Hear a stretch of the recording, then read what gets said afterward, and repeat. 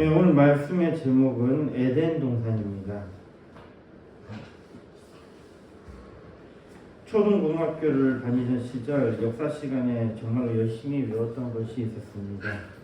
아마 여러분들도 많이 들어보셨을 것이라고 생각합니다. 바로 세계 4대 문명입니다. 기억나십니까? 한번 이야기해 봅시다.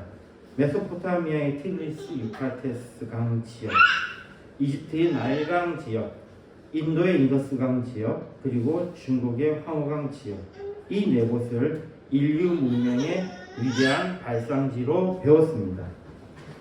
그런데 얼마 전 들어가면서 저는 이것이 한일중 세 나라에만 배우는 것이라는 것을 듣게 되었습니다. 여기에 대해서 많은 분들이 의문을 제기하자 설명을 하시더군요. 사실 이 개념을 처음 만들고 널리 퍼뜨린 사람은 20세기 초에 중국인 양치차오, 우리말로는 양계초라고 하는 인물이 이 4대 문명을 만들었다고 합니다. 그는 서양 문명에 맞서는 동양 문명의 위대함을 강조하기 위해 고민하다가 이 틀을 만들었다고 합니다. 그리고 이 개념은 일본 제국주의에도 부합하므로 일본은 이 개념을 더 체계화하고 널리 퍼뜨립니다. 다시 한번 살펴보면 세계 4대 문명 전부 다 어디입니까? 아시아입니다. 일부러 만든 것이라는 거죠. 그래서 한국과 일본과 중국만 이걸 주장한다는 겁니다. 우리나라는 일제 영향 아래에 있었고 해방 후에도 일본 사학을 배운 사람들이 영향력 있는 대학의 교수를 계속하고 있었기 때문에 초중고등학교 학생들의 교과서에 이것이 마치 엄청난 일인 양 배우고 외웠습니다. 그러나 한일중을 제외한 나라에서는, 그리고 심지어 한국에서도 역사를 가르치는 사람들 가운데서 열심히 연구하고 공부하신 분들은 문명의 발상지를 4개로 한정하지 않고 훨씬 넓게 봅니다. 세계 4대 문명이 아닌 더 다양한 문명이 있었다는 것이 우리의 상식에 부합하는 것입니다. 하지만 우리는 여전히 이 4대 문명이 절대적인 기준처럼 느껴집니다. 왜 그럴까요? 우리는 누군가가 만들어 놓은 틀 속에서 세상을 바라보는 것이 익숙하기 때문입니다.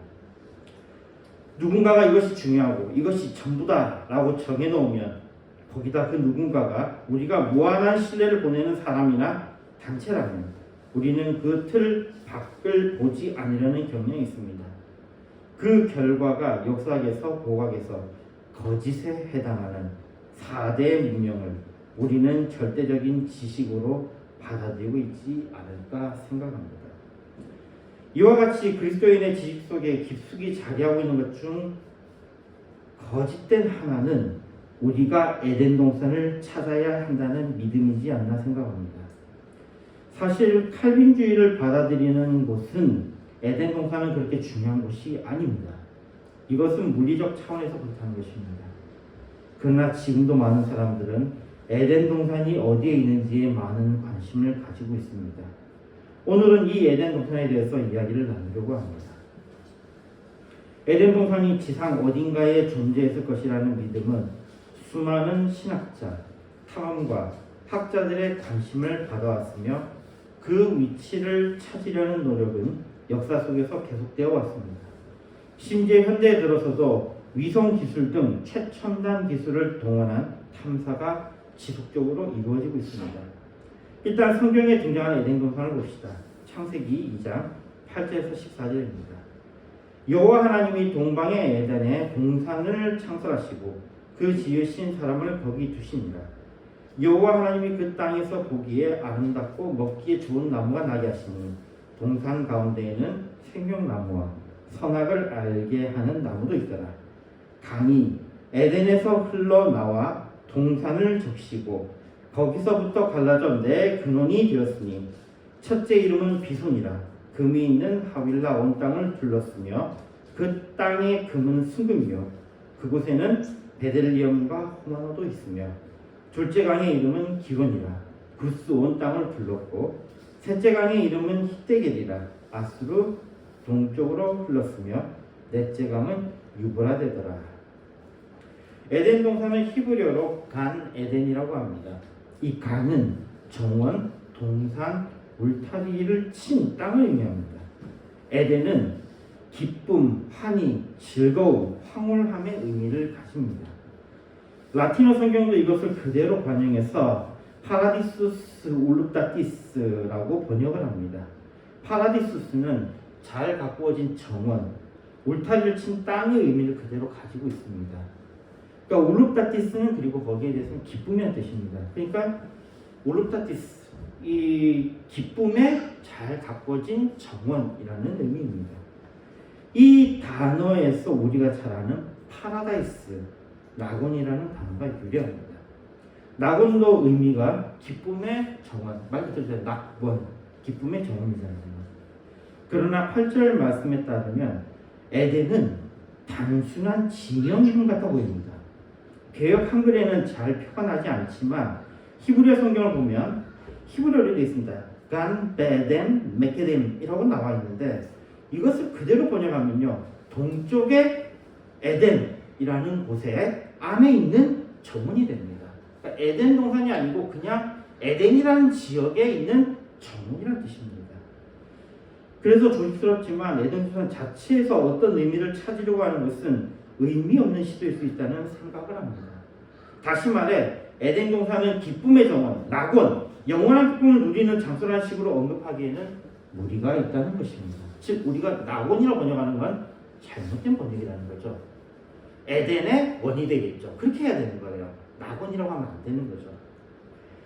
이런 이야기를 하는 것은 많은 설교나 글 등에서 이런 방식으로 설명하면서 보았기 때문이고 또 사람들이 여기서 어떤 의미를 찾으려는 그런 경향을 보았기 때문입니다. 이어서 에덴에 있는 동산은 하나님께서 직접 창설하셨다고 합니다. 여기에 사용된 히브리어는 나타입니다. 이것은 식물을 심는다는 농경적인 의미가 강한 단어입니다. 하나님께서 이 정원을 조성하셨다는 의미로 받아들일 수 있습니다. 그러니까 이걸 잘 보셔야 되는 게 하나님께서 천지를 창조하실 때 썼던 그 바라가 아니라 나타예요. 없는 것을 만드시는 게 아니라 뭐예요? 있는 것 속에서 자라나게 하신다.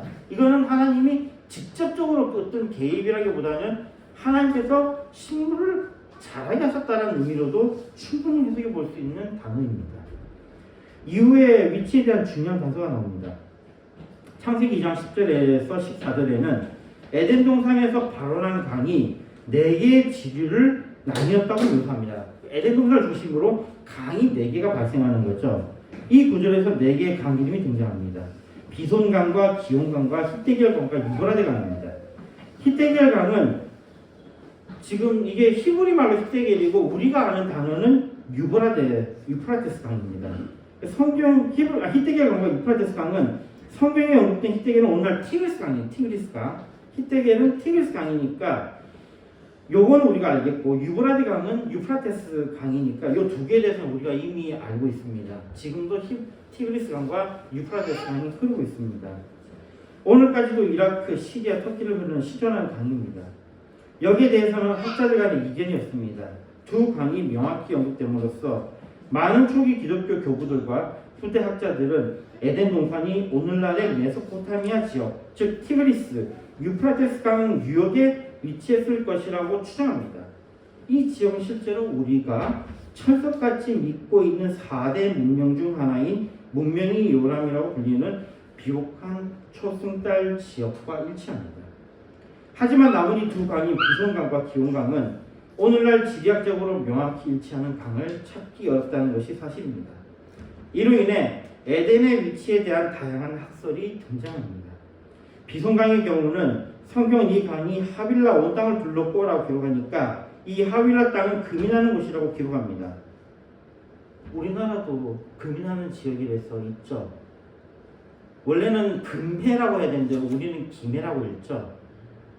그리고 김씨가 이면 그게 금이잖아요. 김씨는 뭐예요? 금을 좋아하는 사람들, 금을 많이 가진 사람들. 이렇게 되면은 상당히 흥미로운 이야기가 나오겠네요. 여기에 나오는 하빌라 온 땅이니까 이게 지금 우리의 기회 지역이 아닌가라는 이야기도 할 수 있겠네요. 어떠한 이야기죠? 일부 지질학자들은 인공위성 사진을 이용해서 아라비아 반도로 흐르는 고대 마른강이나 페르시아만 인근의 강줄기였을 가능성을 또 제기합니다.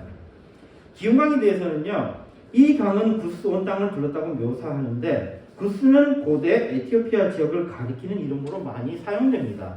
그러니까 이러면 에티오피아에 있는가지만 이것도 아니라고 보는 거예요. 에티오피아는 아닌 것 같은데 하면서 고대 페르시아만 인근 지역을 뜻한다는 해석이 있습니다. 이 때문에 이 강을 이란의 카둔 강과 연결하는 주장도 있습니다. 이것은 한 이에 불과하고요. 정말 이 에덴 동산에 대해서는 많은 다양한 주장들이 지금도 엇갈리고 있습니다. 결론적으로 이 네 강을 모두 오늘날의 지도로 연결하려는 물리적이고 고고학적인 노력은 성공적으로 결론나지 못했으며 에덴 동산의 명확한 정확한 물리적 위치는 고대 지형과 현대 지형 간의 불일치로 인해 여전히 미스테리로 남아 있습니다. 저 역시도 지금도 화산, 지진 등의 자연현상으로 있던 곳이 사라지고 없던 곳이 나타나는 격변을 보이는데 수많은 세월이 지난 지금 이런 것을 찾는 것은 불가능하다고 생각합니다.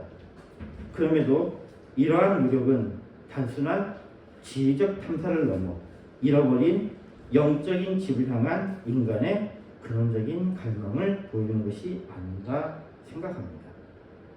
우리가 좀 더 쉽게 생각할 수 있는 것이 원래 석유라는 것은 어디서 나와야 됩니까? 반드시 바다에서 나와야 되죠. 근데 석유가 어디서 나옵니까? 땅에서 나오고 있잖아요. 그 지역은 지금 예전에 어떤 지역이었다? 바다였다라는 겁니다. 그러면 우리가 지금 잘 알고 있는 저기 사우디아라비아라든지 베네수엘라라든지 이런 것들은 전부 다 예전에는 바다였다는 이야기가 되겠죠. 그러니까 지리적으로 뭔가를 찾으려고 한다는 것은 아무래도 무리가 많겠죠. 그렇게 냉정하게 이야기하면 그러므로 에덴을 찾겠다는 모든 시도는 사실상 성경이 의도한 영역 밖에 인간의 욕망에 지나지 않는 것이라고 말할 수 있습니다. 우리는 4대 문명이라는 익숙한 틀이 사실은 우리의 교육적 편견이었음을 확인했습니다. 이처럼 그리스도인의 지식 속에 깊이 자리하며 의문을 제기하기 어려운 또 다른 틀이 있습니다. 그것은 바로 에덴 동산으로의 회복이라는 메시지입니다. 많은 설교와 신앙 강연에서 에덴 동산은 우리가 잃어버린 원형이며 신앙생활의 목표가 에덴의 상태로 돌아가는 것이라고 제시됩니다. 이러한 가르침은 비단 영적인 차원에서만 머무르려고 않습니다. 오히려 인해서 실제로 에덴의 장소를 찾으려는 노력이 계속되고 그 장소로의 회복을 꿈꾸기까지 합니다. 이에 완벽한 낙원에 대한 갈망은 특정 장소를 손에 넣으려는 욕망으로까지 발전합니다. 고고학적, 지리적 근거가 희박함에도 불구하고 수많은 자원을 들여 에덴 동산의 위치를 찾는 시도는 최초의 성질을 소유하고 신앙적 우위를 점하려는 인간의 욕망의 표현입니다. 다르게 이야기하면 영적인 교만의 근거를 마련하려는 작업이라고 할 수 있습니다. 에덴 동산과 같은 장소로 역사에서 보여주는 또 다른 장소가 바로 예루살렘입니다. 이러한 허망된 욕망을 잘 보여주고 있습니다. 예루살렘에 대한 물리적 집착은 중세의 십자군 전쟁이나 오늘날 일부 기독교 시오니즘 세력이 예루살렘을 수복하고 그 땅을 통제하려는 열망과 본질적으로 같습니다.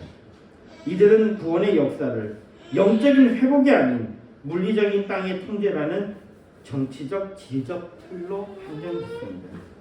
이와 마찬가지로 에덴 동산의 위치를 찾으려는 시도는 하나님의 주권이 아닌 인간의 지식과 기술로 미스터리를 해결하고 원형적 장소를 통제하려는 인본주의적인 틀에 갇힌 결과를 낳습니다. 이는 창세기 3장에서 사단이 아담과 하와에게 하나님처럼 되어 선악을 알게 될 것이라고 속삭였던 유혹과 본질적으로 동일합니다. 더 심각한 것은 우리 신앙의 목표를 에덴 동산으로의 회복으로 설정할 때 복음의 본질을 오해하게 된다는 것입니다. 에덴 동산은 비록 온전했지만 완전한 곳은 아니었습니다. 아담과 하와가 타락할 수 있었던 불완전한 장소였습니다. 그곳에는 여전히 시험이 있었고 영원한 것도 아니었습니다. 여기서 두 가지 극단적인 견해를 말씀드리면 한 가지는 에덴 동산은 물리적으로 존재하는 곳이며 우리는 그곳에 도달해 복락을 누리자는 견해이며 다른 한 가지는 에덴 동산은 처음부터 존재하는 곳이 아니라 우리가 신앙적으로 받아들여야 하는 우리의 영적인 목표라는 견해입니다. 이 두 가지 모두에 대해서 말씀을 드리고 싶은 것은 일단 신약 성경에는 에덴 동산에 대한 언급이 일체 없습니다. 구약에도 에덴은 최초의 인간이 타락했던 장소로 묘사된 것을 제외하고는 지역의 에덴이라는 것이 등장하는데 그 지역은 이 에덴 동산은 아니고요. 그리고 비유로 쓸 때 나타납니다. 성경이 최종적으로 제시하는 종착점은 그러므로 에덴 동산이 아닙니다. 오히려 우리가 참고해 볼 부분은 계시록 21장과 22장에 묘사하는 새 예루살렘, 하나님께서 인간과 함께 거하시는 영원하고 변하지 않는 나라입니다. 새 예루살렘에는 생명나무는 있지만 다시는 시험이 없고 선악과 같은 불완전한 요소가 제거된 영광스러운 상태입니다. 따라서 에덴 동산으로 돌아가자는 메시지는 4대 문명처럼 우리에게 익숙하지만 사실은 복음이 제시하는 영광스러운 미래를 과거의 불완전한 원형으로 격화시키는 거짓된 틀릴 수 있습니다. 우리가 추구해야 할 회복은 잃어버린 장소가 아니라 예수 그리스도를 통해 완성될 영원한 하나님의 나라입니다. 우리는 에덴 동산을 찾으려는 시도가 궁극적으로 특정 장소를 소유하고 과거로 돌아가려는 인간의 욕망의 틀에 불과하며 우리의 최종 목적지는 새 예루살렘임을 확인했습니다. 이제 질문을 에덴이 어디에 있는가에서 에덴은 무엇을 의미하는가로 옮겨가는 것이 적절하다고 생각합니다. 성경이 에덴 동산을 말씀할 때 이 이야기를 기록한 핵심 목적은 지리적 탐사가 아니라 하나님과의 관계에 있다고 생각합니다. 물론 지리적인 것을 세부적으로 언급한 것은 에덴 동산이 물리적으로 실제했던 곳이라는 것을 강조한 것입니다. 그리고 이것은 영적인 의미만큼 중요합니다. 이것은 후에 어거스틴의 이야기와 함께 좀 더 이야기하겠습니다. 창세기 기록의 맥락을 볼 때 에덴 동산은 단순한 장소를 넘어 하나님의 임재와 통치가 온전하게 실현되던 상태를 상징합니다. 창세기 3장 8절에 그들이 그날 바람이 불 때 동산에 거니시는 여호와 하나님의 소리를 듣고 라고 말씀합니다. 여기에 거니시는 이라는 히브리어 동사는 할락의 번역입니다. 이 단어는 걷다, 다니다, 생활하다라는 의미를 지닌 단어로 타락 이전 아담과 하와는 하나님과 동행한 것으로 보입니다. 창세기 5장 24절에도 에녹이 하나님과 동행하더니 하나님이 그를 데려가심으로 세상에 있지 아니하였더라. 여기에 동행한다는 단어도 할라크라는 단어를 쓰고 있습니다. 이 말씀은 회복이 바로 하나님과 동행하는 것을 의미한다는 것을 우리가 볼 수 있습니다. 그러니까 에덴의 본질은 사람이 창조주와 매일 친밀하게 교제하는 동행의 관계에 있었다는 것입니다. 에덴 동산에서 아담에게는 동산을 다스리며 지키게 하셨습니다. 개역 한글에는 다스리며 지키게 하시고로 번역되어 있는데 이것을 개역 개정에서 경작하며 지키게 하시고라고 다시 번역이 되어 있습니다. 실제로 다스리다라고 번역한 단어는 히브리어로 아바드로 쓰였으며 이것의 의미는 경작하다, 섬기다, 봉사하다 정도입니다. 타락 이전에도 노동이 있었다는 것입니다.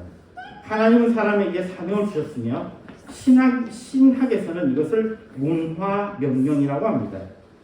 에덴은 복을 누리는 장소인 동시에 하나님께 순종하고 섬기는 예배의 장소입니다. 먼저 이 문화라는 것에 대해서 우리가 다시 이해할 것은 문화는 경작하다라는 의미입니다. cultural 말이 culture, 즉 경작하다라는 의미에서 나온 것이거든요. 문화 명령이라는 것은 우리에게 노동을 하라고 하신 하나님의 명령입니다. 따라서 아담과 하와가 죄를 범하고 에덴에서 추방된 사건은 하나님의 임재와 통치가 온 단순한 지리적인 이동이 아니라 하나님과의 온전한 관계가 파괴된 영적 단절을 의미한다고 볼 수 있습니다.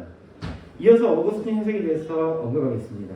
제가 어거스틴을 연구해서 그런 것은 아니고 정말로 매번 그의 작품을 접하면서 감탄하게 됩니다. 에덴 동산에 대해서는 그에 져서 창세기 축자적 해설 데 게네시 아드리테람에서 언급하고 있습니다.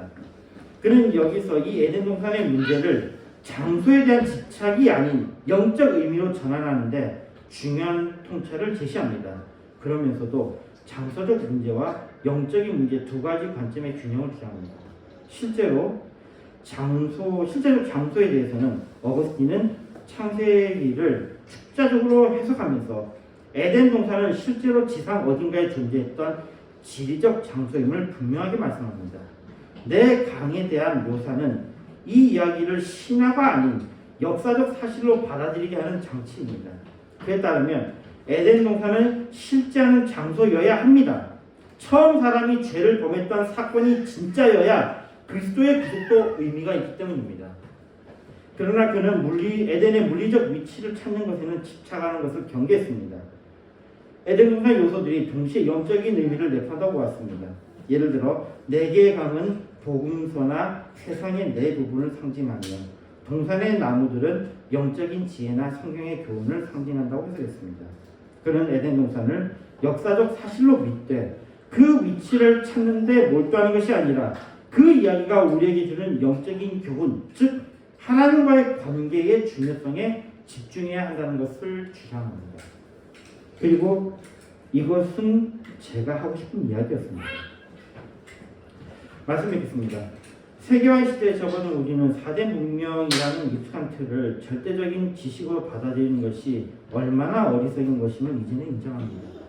이와 같이 에덴 동산으로의 물리적 회복이라는 메시지 또한 과거의 불완전함을 추구하는 거짓된 틀일 수 있음을 앞에서 확인했습니다. 에덴 동산은 잃어버린 땅이 아닙니다. 에덴 동산의 상실은 하나님과의 관계가 파괴된 영적 단절입니다. 이에 에덴 동산의 본질이 하나님과의 동행이 있었다는 사실은 우리에게 분명한 이정표를 제시합니다. 아담이 동산에서 경작하고 지키며 예배함으로 하나님과 동행했던 것처럼 우리가 찾아야 할 것은 고대의 비손강이나 기온강이 아닙니다. 우리가 추구해야 할 회복은 잃어버린 장소가 아니라 에녹이 이룬 것처럼 세상 속에서 하나님과 지속적으로 동행하는 것입니다. 하나님과 우리의 관계 회복이 우리의 에덴 동산입니다. 그리고 이 동산으로 초대는 바로 주 예수 그리스도를 믿는 것입니다. 처음 인간이 죄를 범함으로 에덴 동산을 잃었지만 하나님은 크신 은혜를 베푸셔서 하나님의 아들 예수 그리스도를 통해 우리를 구원하시고 우리와의 관계를 회복하셨습니다. 우리로 하여금 다시 주님과 동행하게 하셨습니다. 오직 그 이름 구원자 예수 그리스도를 믿는 자들에게는 주님과 동행하는 에덴 동산의 회복이 있을 것입니다. 요한계시록 21장 3절의 말씀입니다. 내가 들은 이 보좌에서 큰 음성이 나서 가로되 보라 하나님의 장막이 사람들과 함께 있으며 하나님이 저희와 함께 거하시리니 저희는 하나님의 백성이 되고 하나님은 친히 저희와 함께 계셔서. 요한계시록은 완성된 에덴 곧 새 예루살렘을 이렇게 말합니다. 새 에덴은 지리적 좌표가 아니라 하나님의 임재와 온전한 관계 회복이라는 그러한 상태를 말합니다. 새 예루살렘은 선악과가 사라지고 생명나무만 남은 곳으로 우리가 다시는 타락하지 않는 영원한 관계 속으로 들어가는 상징입니다. 그러면서도 우리에게 에덴 동산이 이미 시작되었음을 말씀합니다. 요한계시록 2장 7절입니다. 귀 있는 자는 성령이 교회들에게 하시는 말씀을 들을지어다. 이기는 그에게는 내가 하나님의 낙원에 있는 생명나무의 과실을 주어 먹게 하리라. 이 말씀은 우리가 예수 그리스도를 믿음으로 이미 영원한 생명을 얻었으며 그 생명의 기쁨은 지금 이 세상에서부터 시작되었음을 선포하는 것입니다. 에덴 동산은 지도로 찾는 것이 아닙니다. 에덴 동산은 우리가 하나님 안에서 회복되는 상태입니다. 주께서는 우리를 다시 그곳으로 부르십니다. 그곳은 장소가 아니라 관계의 회복입니다. 예수 그리스도를 통해 열리는 하나님과의 동행이라는 진정한 회복의 틀 속으로 들어가는 것입니다. 바로 임마누엘, 하나님이 우리와 함께 하시는 것입니다. 이 새 예루살렘에 합당한 그리스도인들은 주님의 크신 복을 받고 주님과 동행하며 하늘의 기쁨을 누리고 이 땅에서 잘되며 이 땅에서 승리하는 우리가 되기를 소망합니다. 마태복음 28장 20절의 말씀입니다. 내가 너에게 분부한 모든 것을 가르쳐 지키게 하라. 볼지어다 내가 세상 끝날까지 너희가 항상 함께 있으리라 하시니라. 주기도문 하시겠습니다. 하늘에 계신 우리 아버지여, 이름이 거룩히 여김을 받으시오며 나라의 임하옵시며 뜻이 하늘에서 이룬 것 같이 땅에도 이루어지리이다. 오늘날 우리에게 우리는 주옵시고 우리가 우리에게 죄를 사하는 것 같이 우리 죄를 사하여 주옵시고 우리를 시험에 들게 하지 마옵시고 다만 에게서 구하옵소서. 대개의 나라와 권세와 영광이 아버지께 영원히 싸움나이다. 찬송가 204장 부르면서 준비하신 헌금하시겠습니다.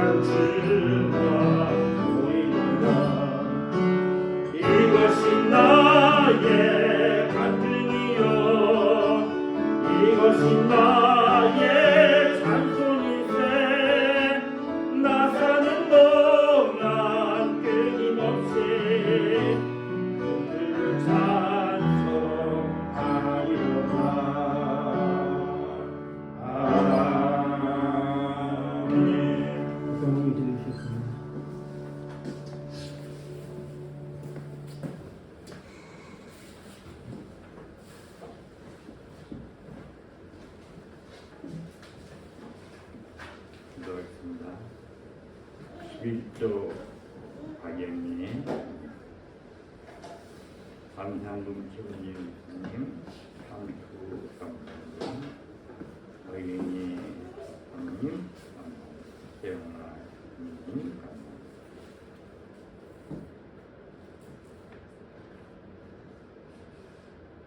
도우신 하나님, 오늘도 저들에게 은혜를 입혀주시고 11월 마지막 주일 귀한 날을 허락하고 주시고 은혜 가운데 예배를 드릴 수 있도록 인도해 주심을 감사합니다. 이 시간에 드린 귀한 손길 11절 왕사를 주의는 부분 우리 하나님 받으시고 이 예물이 쓰여지는 곳에 하나님 나라가 확장되게 하시고 산 살리고 영원 살리게 하옵소서. 이 예물을 관리하는 손길을 주님이 주장하시고 이끌어 인도해 주옵소서. 전도가 되어지는 오행교회 되도록 우리 하나님 도와주옵소서. 이 지역에 구원받을 자가 분명히 있을 줄로 믿사오니 만나게 하시고 전하게 하시고 듣는 자가 들어서 예수를 구주로 믿는 역사가 일어나게 하여 주옵소서. 예수님의 이름으로 기도드리옵나이다. 아멘. 찬송가 1장입니다.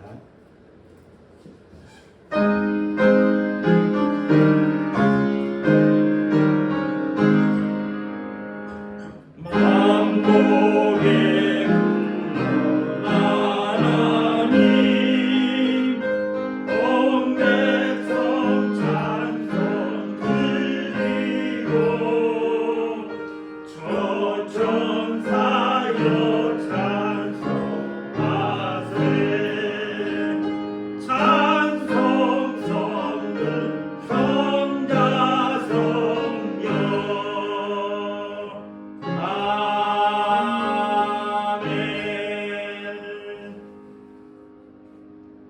우리 구주 예수 그리스도의 은혜와 그 크신 하나님의 사랑과 성령님에게 통하신 예배드린 목양교회 사랑하는 성도들 머리 우애와 가정 우애와 하는 일 전 세계 예수 이름으로 귀한 예배를 드린 자들 머리 우애와 가정 우애와 하는 일에 앞으로 전도받아서 구원받을 자들 머리 우애와 가정 우애와 하는 일이 이제부터 영원토록 항상 함께 있을지어다. 아멘.